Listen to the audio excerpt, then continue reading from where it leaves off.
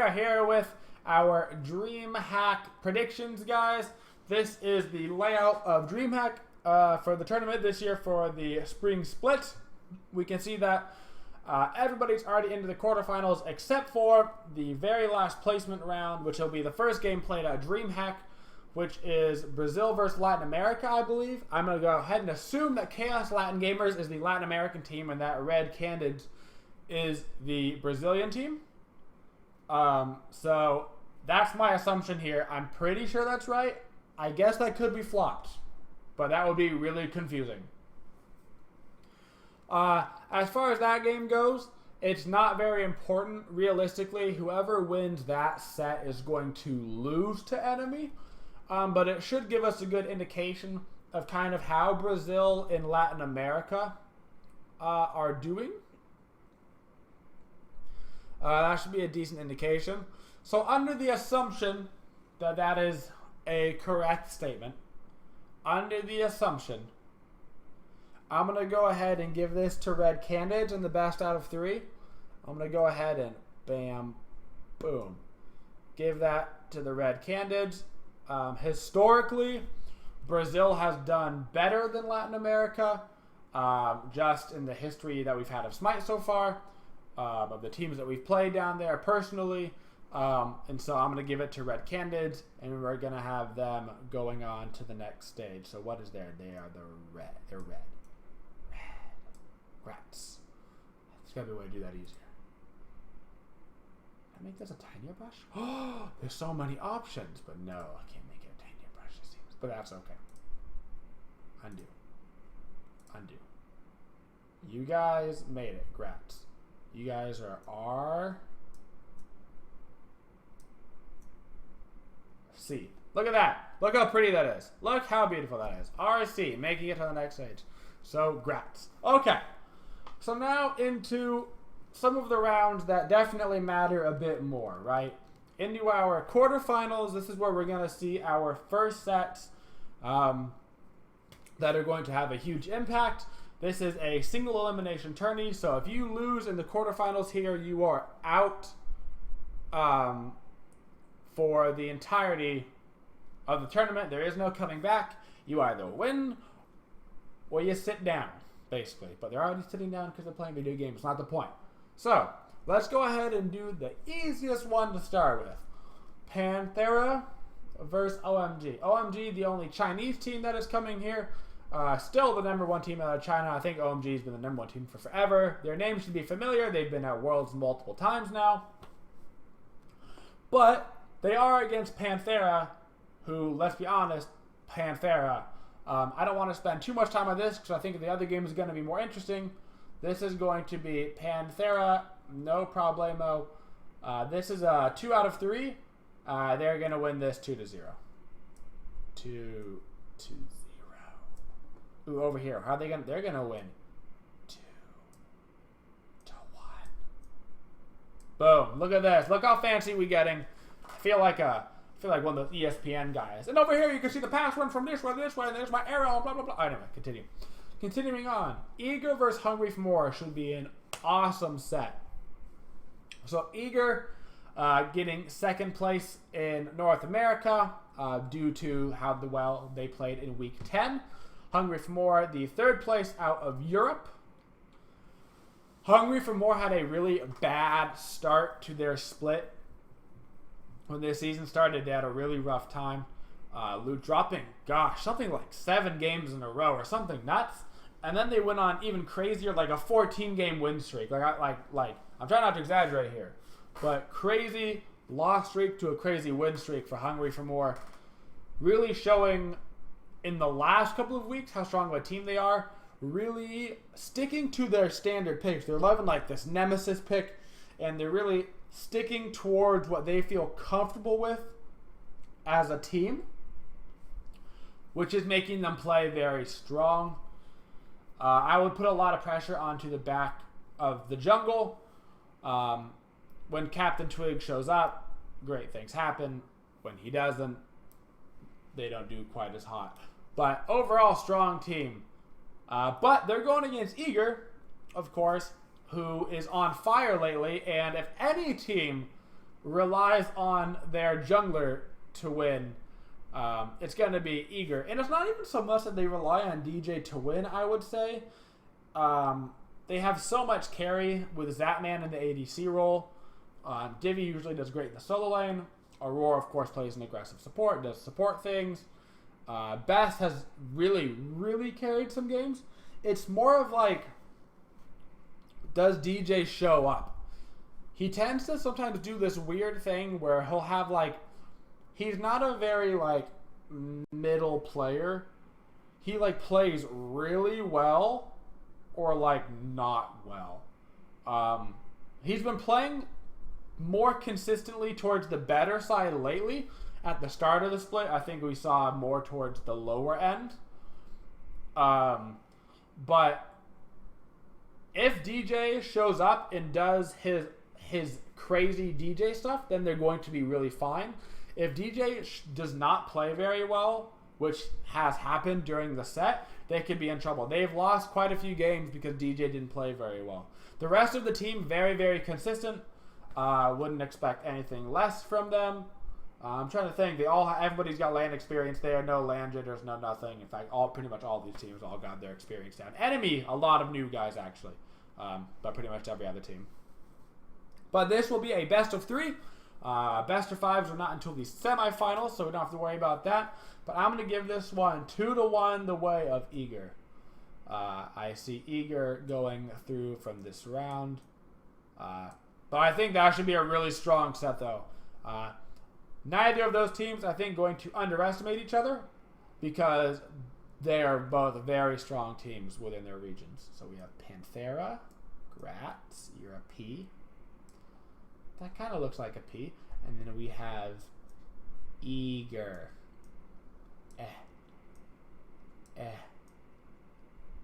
Eager. Cool. Eager, Panthera, Gratz. So they're going to be our semifinals up top. Panthera and Eager. Down below, we have enemy versus does not matter. Enemy 2-0. Gratz, enemy. You are also an E, but you're going to be E.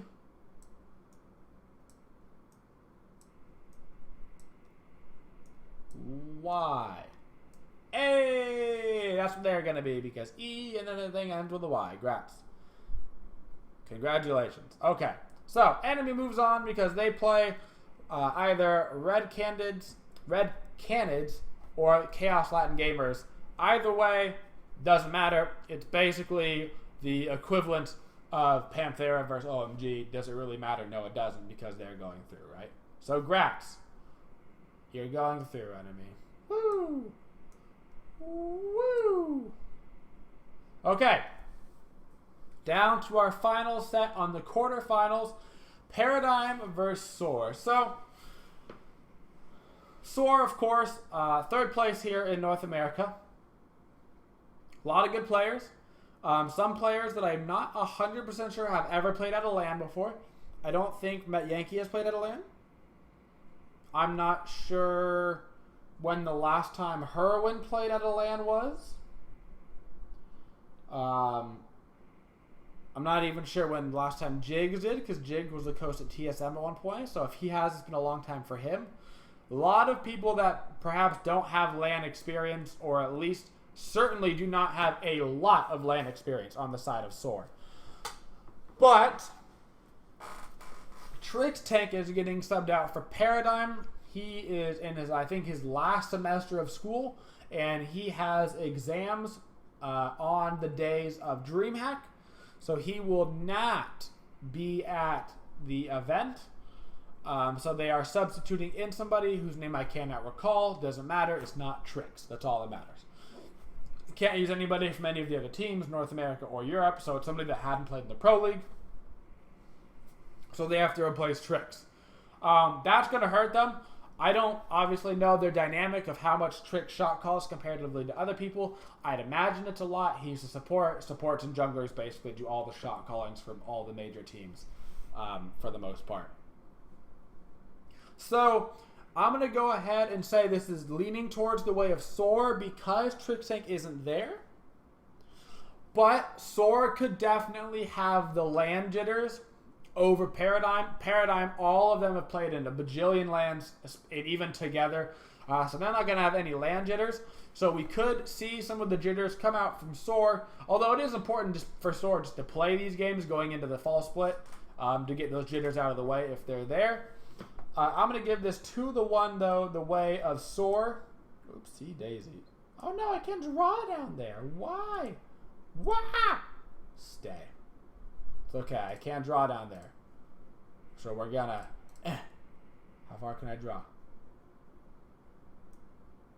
That's a 2. That's a 1.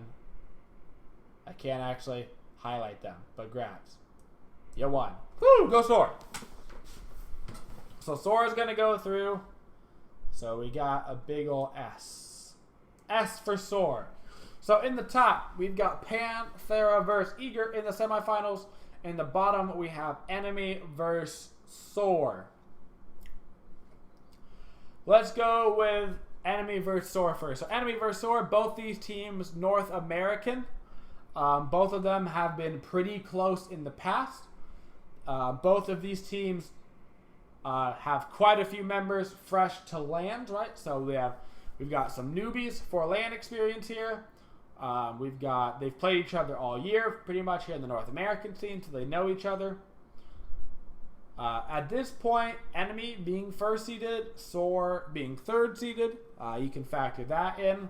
But between these two teams, one big thing is going to be Enemy has... There's actually a two-pronged effect here. So Enemy's going to have a ton of momentum, right? Because Enemy's going to stomp on whoever they have to play in their quarterfinal rounds, right? So they get the quick 2-0 in 30 minutes or whatever, and they go through to the semifinals. So they're pumped, okay? Yeah, we dominated them. Cool, we're in the semifinals. Ooh. On the other hand, Soar, while they probably won't have that much momentum going forward, because it probably won't be a blowout, they will have already played a warm-up set, which is a big deal. Enemy having played against one of the easier teams, a little bit more lax going into their set. Soar having played a lot harder team in Paradigm, a little bit more tense going into the set, could actually affect the outcome. A lot of the times, playing in the earlier rounds when you go through, when you've played against the harder teams, is definitely effective. Because you have your practice already, you're already in the zone, you've already got your teamwork flowing, the communication is flowing. So that is a very big, important deal that you don't want to leave out. This is a best of 5, which is going to be nuts. I think Enemy vs. Soar is going to be a crazy best of 5.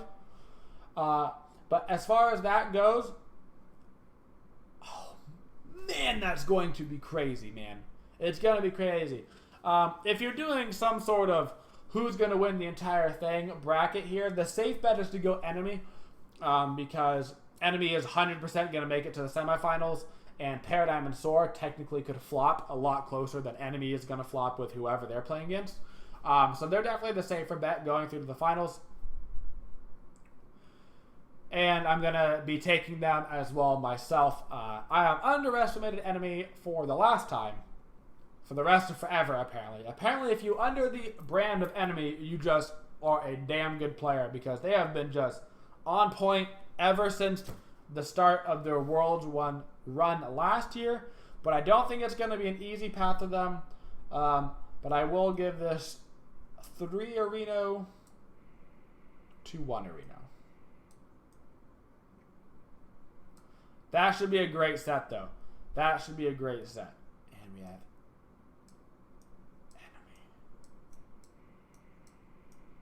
Enemy Esports. Grax. Hey! I've made it to the finals. Congratulations. So, up into what I think arguably could be the finals of the tournament. Very similar to Worlds last year, if you guys remember. Cloud9 versus Panthera. The 3-2 series was very much the best series of the set. Very much felt like a finals. Then Panthera went to the finals and kind of ran through Enemy. I think that this will be the same situation. It is worth noting that Raffer may not be playing for Panthera. I believe his father has recently passed away, and so he's been having to deal with that situation. I have no indication whether he's going or not. There's been rumors that he will not be going, that they'll be using a sub, but I don't know if he's going or not. That could have a very large effect on the outcome of this game. I do not know. I cannot give you the information because I do not know the information, okay? Panthera versus Eager, though. Panthera, reigning world champions, once again, number one out of Europe. We have somebody in chat saying that adapting confirmed Raffer will not be going. So, maybe. We'll see. But then somebody else also said iRaffer said he would go. So nobody knows, apparently. Everybody's just doing their own thing. So I don't know. I don't know. Anyway, Panthera, reigning world champions. Once again, first place this split without almost any effort. Eager fighting this split, having a couple of bursts of very strong and a couple of bursts of not so strong. So they had like a little bit of a shaky path, and then they got back on the horse and they were doing fine again. I think the way these two teams play is going to be very hard for each other team. Both of them, they both rely a lot on their solo laners. Divi and Dimmy are going to have a hell of a matchup, and whoever wins that set could very well determine how these games go. If one of the solo laners gets a first blood, if one of them gets the better rotation, I think a lot of this set is going to fall onto Dimmy and Divi to see who shows up more. Zap should win the ADC. I think Zap and Aurora are going to win the ADC lane. I think they're a stronger duo. I think that Adapting and Yemen are going to win the mid jungle. I think they're better than Bass DJ. So that pretty much washes out, which brings it down to Divi and Dimmy, and I think whoever shows up between them wins. But I'm going to stick with the reigning world champions and give this 3-2 for Panthera. But I do think it's going to come down to the solo laners. Okay. Panthera.